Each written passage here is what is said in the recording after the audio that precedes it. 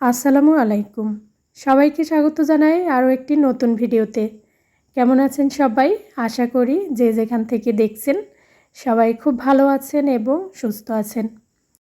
আজকে সকাল থেকে সারাদিন আকাশটা মেঘলা ছিল এবং টুপটুপ করে বৃষ্টিও হচ্ছিল, আর সন্ধ্যার আগেও দেখলাম আকাশটা অনেক বেশি মেঘাচ্ছন্ন। তো আমি এদিকে এই তো একটু সন্ধ্যার নাস্তার জন্য পাস্তা আর নুডলস একসাথে করে রান্না করে নিয়েছি। সন্ধ্যাবেলায় দেখা যায় নাস্তায় কিছু তো রেডি করতেই হয়। তো এই যে এর সাথে একটু চা বানিয়ে নিয়েছি আর বাচ্চাদের জন্য দুধ জাল করে নিয়েছি।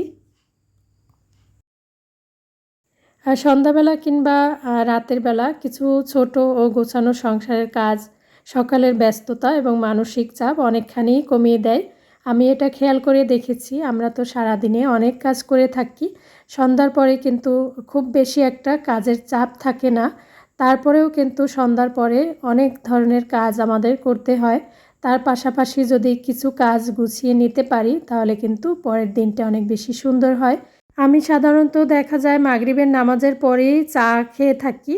তো চা নাস্তা খাওয়া হয়ে গেছে নামাজের পরে, আর মাহির পড়তে বসছে, আর ও পড়তে বসলে তো ওর পাশে একটু বসতে হয়।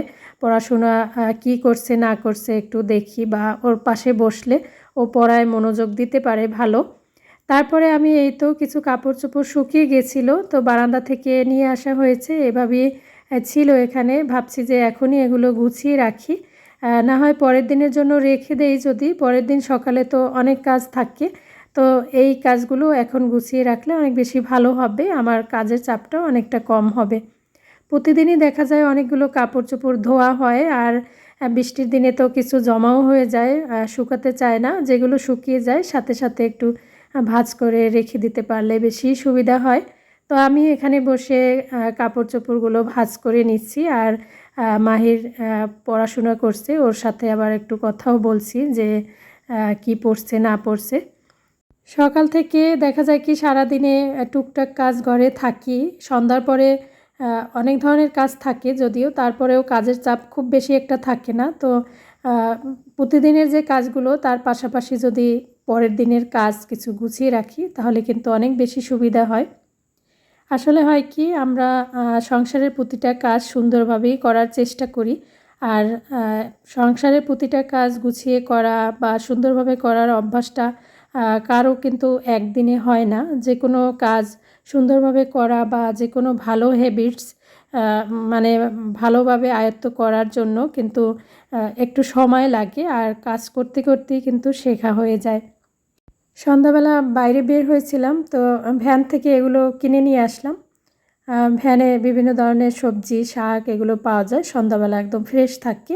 আর আমার কাছে কচুর গাঠিটা তো অনেক বেশি ভালো লাগে, তো আমার পছন্দের খাবার দাবার কিনে নিয়ে আসছি। এই যে কাঁচা কলা, কচুর গাঠি, তারপরে কচুরলতি, এই ধরনের খাবারগুলো আমার কাছে বেশ ভালো লাগে। সাথে একটা তাল কিনে নিয়ে আসছি, এই তালটা দেখে আমার খুব পছন্দ হয়েছে, তালের ঘ্রাণটা ছিল অনেক বেশি সুন্দর।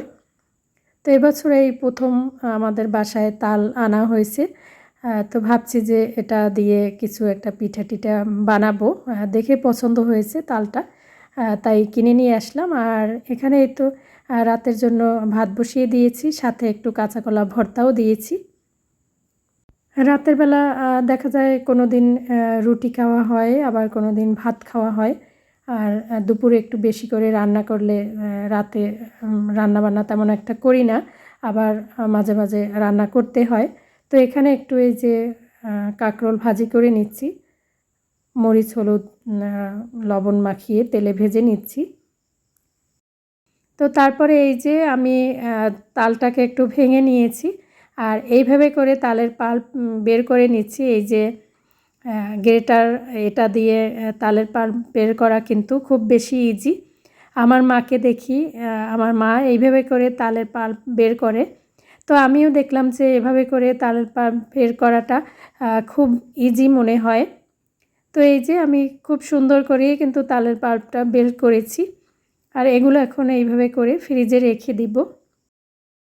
তো বন্ধুরা, ধৈর্য ধরে যারা আমার ভিডিওটি দেখছেন, যদি ভিডিও ভালো লাগে তাহলে একটি লাইক দিয়ে দিবেন। আর নতুন বন্ধু যারা আজকে আমার ভিডিও প্রথম দেখছেন, যদি একটু ভালো লেগে যায় তাহলে চ্যানেলটিকে সাবস্ক্রাইব করে রাখতে পারেন।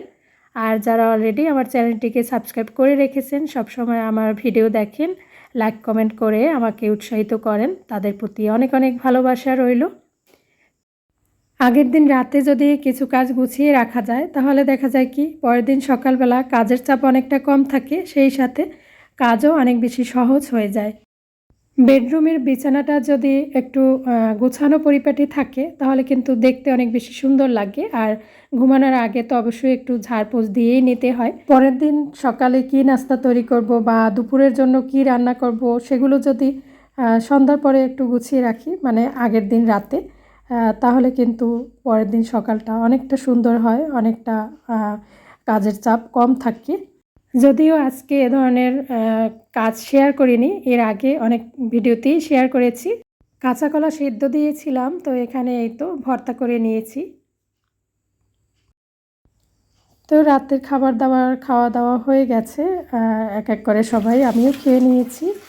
আর এই তো রান্নাঘরে এসে রান্নাঘরের যে কাজগুলো জমা হয়েছে সেগুলো গুছিয়ে নিচ্ছি। খাওয়া দাওয়ার পরে তো ধোয়া মোছা পরিষ্কার পরিচ্ছন্ন করা এই ধরনের কাজগুলো হয়ে থাকে, তো এগুলো গুছিয়ে রাখলে অনেকটাই সুবিধা হয়।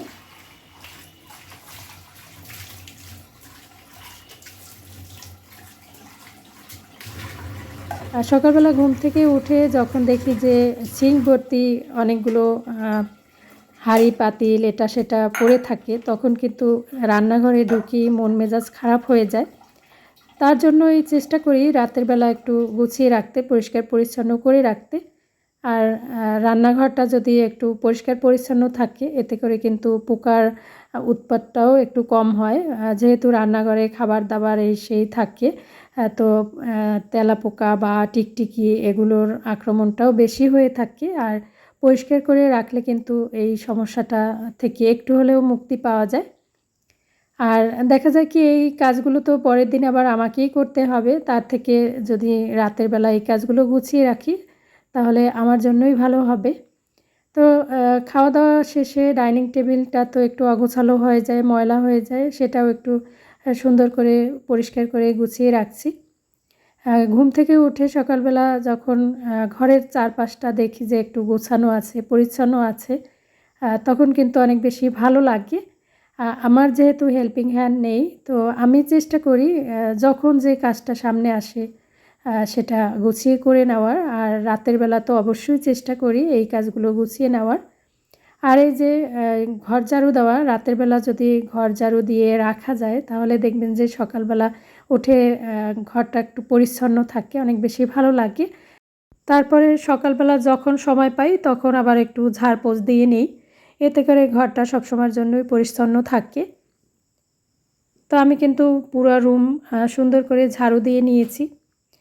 রাতের বেলা এই যে ছোট ছোট কিছু ভালো অভ্যাস, এটা কিন্তু পরের দিন সকাল কিংবা পরের দিনটা অনেক বেশি সুন্দর করে এবং মানে মনটাও অনেক বেশি শান্ত করে। সকালবেলা ঘুম থেকে উঠে অনেক ধরনের কাজ থাকে, বাচ্চারা স্কুলে যায়, বাচ্চাদেরকে নিয়ে স্কুলে যেতে হয়, সব কিছু মিলিয়ে দৌড়ঝাঁপ থাকে অনেক বেশি। সেই সাথে সময়ের মধ্যেই রান্নাবান্না করতে হয়, সকালের নাস্তা তৈরি করতে হয়। তো রাতের বেলা এই কাজগুলো গুছিয়ে নিতে পারলে অনেকটা সুবিধা হয়। এইভাবে ছোট ছোট কিছু ভালো অভ্যাস কিন্তু আমাদের পরের দিনের কাজকে অনেক বেশি সহজ করে তোলে।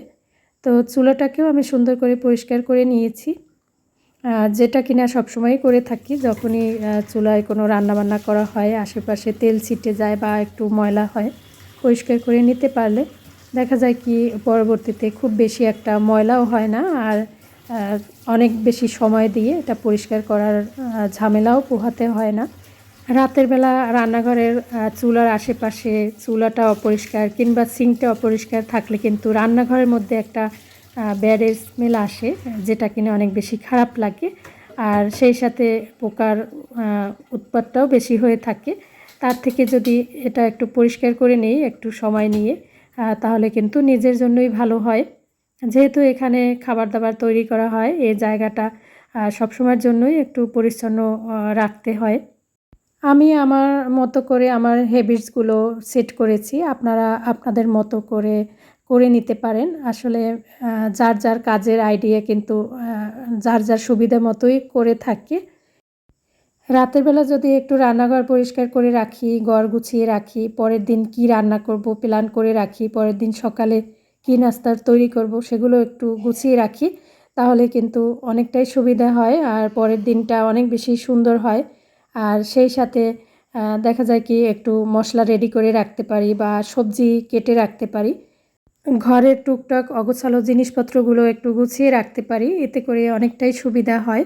তো এখানে আমি রান্নাঘরে যে সারাদিনের ময়লার বালতি ছিল সেটাও বের করে নিয়েছি, এটা পরিষ্কার করে নিতে হবে। তারপরে ঘুমাতে যাওয়ার আগে একটু নিজের যত্ন নেওয়া, সেটা তো অবশ্যই চেষ্টা করি। তো এই ছিল আমার আজকের ভিডিও। এতক্ষণ আমার সাথে থাকার জন্য সবাইকে জানাই অসংখ্য ধন্যবাদ। সবাই ভালো থাকবেন, সবার জন্য অনেক অনেক দোয়া রইল, আমাদের জন্য দোয়া করবেন। আল্লাহ হাফেজ।